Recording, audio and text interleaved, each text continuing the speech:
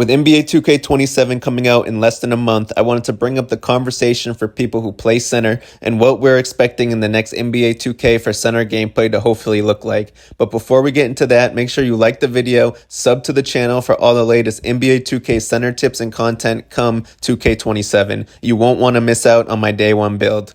Now, I'm not making this video because I think 2K26 was a bad game for centers. I thought it was new and refreshing as far as letting us put the ball on the ground and attack off the dribble. We haven't been able to effectively do this since like 2K21 in competitive Pro-Am. Moves like the Palo Go-To or the Hopback or the Pro Cross made the game much more diverse for centers, giving them more enjoyment. Shooting was the easiest it's ever been for centers, so it made the position also more enjoyable. Takeovers like the Dishmaster were so OP, centers basically turned into a point center to be able to facilitate easy triple doubles. And the driving dunks were pretty satisfying this year, especially with the 93 attribute rating and combination of animations that came with it. Also, depending how you made your center had the ability to relatively be short and fast this year and still be viable on the court to get your team rebounds and play super team defense. Now, with all that being said, let's jump into the new things or changes we want to see for center gameplay come 2K27. Now, remember, a lot of my opinion is going to be 5v5 based, so just remember that going forward. The first change I want to see is to rebounding. Teams are going damn near 30 for 33, 26 for 30, 40 for 45. There are no rebounds to get.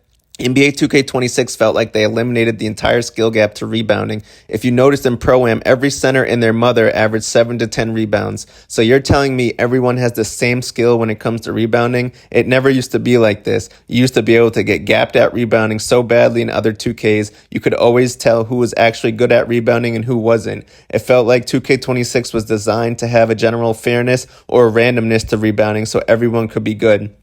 Position used to be king when it came to rebounds. Now a slight run and jump animation became king in 2K26. It didn't matter who's in position anymore. It's more about who can trigger the best run and jump animation. Sometimes you even go for the run and jump animation and your player doesn't even feel like getting off the ground. It happens too far, too often this 2K and just felt random. Why is my player jumping 1 inch off the ground not triggering a good animation, but theirs is? It just feels like a general randomness. And the only time an over the back is called is if you are attached to the person's box out. There's no over the back if a player is in position, but you run and jump from far out and touch them. I'm just not the biggest fan of the current rebounding system, and hopefully we go back to positioning being king. The next change I want to see in 2K27 is to mashing. For those who don't know what mashing is, it's when the center has the ball underneath the rim. You could pump fake several times, eventually getting your opponent to jump within those 3 seconds and make the defender be out of position so that you could dunk the ball with ease. In 2K26, mashing is non-existent, which honestly completely eliminated the inside center this year. There's literally no advantage to using an inside center this year due to how nerfed their scoring ability was. Guards can debook, spin, pass fake backwards, hit them with 3 more pump fakes, have no stam, and easily green they shot. But God forbid a center pump fakes twice under the rim, it's GG's. So hopefully they bring back mashing. And if the reason they took it away from us is because people were spamming the Kobe jab triple threat underneath the paint to get better positioning, maybe they could eliminate this by deactivating triple threat animations underneath the basket. But I don't know, it's just an idea, but hopefully they bring it back. The next improvement I hope to see for centers in 2K27 is to big centers. The tall 7'1" to 7'4" centers in 2K26 are just not usable at the comp Pro-Am level if you're trying to win the Tier 1 leagues. Now listen carefully to what I said. If you're trying to win the Tier 1 leagues, sure, any build theoretically is usable, but they're just too slow getting up and down the court and are the biggest liability on defense. And due to positioning not being king anymore when it comes to rebounding, smaller centers with higher verticals are snagging them with ease due to a random run and jump animation being king instead. And because mashing doesn't exist, there's no point to being under the rim on a big burly center build in the comp scene. The next gameplay mechanic that I think needs improvement is off-ball pest. In 2K26, off-ball pest barely works. It's too many times you bump a player cutting, the PG will pass them the ball, and the cutting player will just fast forward through the off-ball pest with ease for an easy dunk or lay at the rim.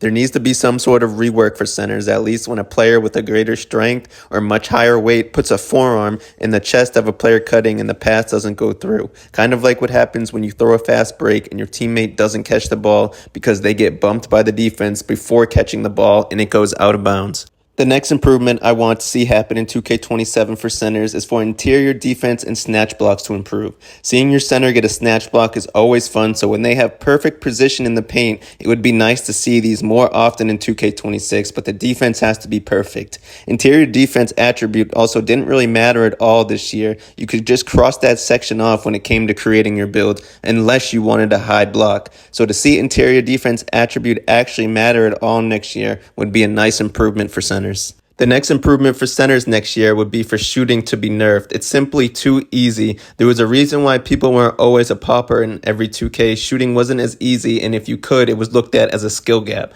Now everyone and their mother can go 5 for 5 from 3 and creates for weird gameplay like centers front fading, hitting knee highs consistently, swishing step backs like they're all prime Jordan. Another item on my wish list for center would be some type of drop step or spin move to be back in the game that's viable to use. The drop step used to be effective in older 2Ks even if the player wasn't attached to you. It created for another move to have in your bag while keeping realistic gameplay. I know some people might be opposed to this one, but the 2K21 spin you could do with the right stick from the free throw line would be cool to see again if they allowed only insides to do it, because it was a little glitchy.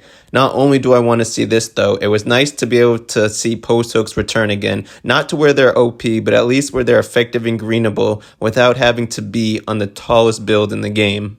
Now, if you made it this far in the video, let me know in the comments by telling me what changes you want to happen for centers in 2K27. Let me know if you agree with any of these takes or if you think I'm just crazy. Spit some ideas out for new features that don't even exist, and let's talk about it in the comments. I appreciate all of you for watching the video, and I know I said it before, if you haven't already, be sure to like the video so I can keep coming with more center content for y'all. And so you don't miss out on my day one build and center tips video, subscribe to the best center channel on YouTube.